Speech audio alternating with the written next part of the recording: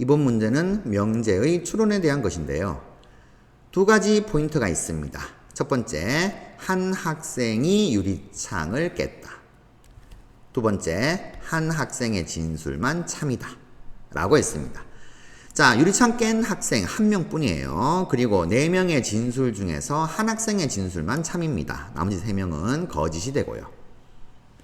자, 이 두 가지를 이용해서 진술들을 분석을 해야 되는데요. 각각의 진술은 참 아니면 거짓입니다. 그래서 이렇게 이제 접근하는 경우도 있습니다. A의 진술이 참인 경우에 B, C, D의 진술의 참거짓 분석. 자, A의 진술이 거짓인 경우에 B, C, D의 진술이 참거짓인 경우.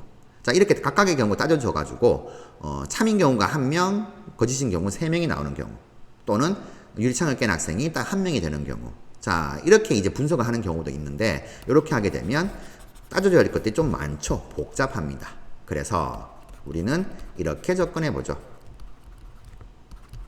유리창을 깬 학생은 4명 중에 딱 1명 있어요. 만약에 유리창을 A가 깼다라고 했을 때 이 4명의 진술에 참거짓을 조사합니다. 자, 그렇게 해서 참이 1명, 거짓이 3명이 나오면 우리는 그걸 정답으로 채택하면 되겠죠. B가 깬 경우, C가 깬 경우, D가 깬 경우도 조사를 하면 되겠습니다. 자, 그런데 세로로 이렇게 하나하나 보지 말고 이렇게 가로로 한번 볼게요. C가 유리창을 깼다는 A의 진술은 실제로 C가 유리창을 깬 경우에만 참인 진술이 되고 나머지 경우에는 거짓인 진술이 됩니다. 이해되셨나요? 나는 안 깼어라는 B의 진술은 실제로 B가 깬 경우에는 당연히 거짓인 진술이 되고 나머지 경우에는 참인 진술이 됩니다.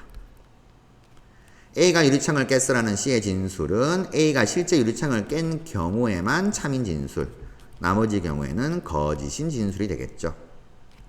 마지막 C가 한 말은 거짓말이야 라는 D의 진술은, 자, C가 거짓말을 한 경우에는 참인 진술이 되겠고요.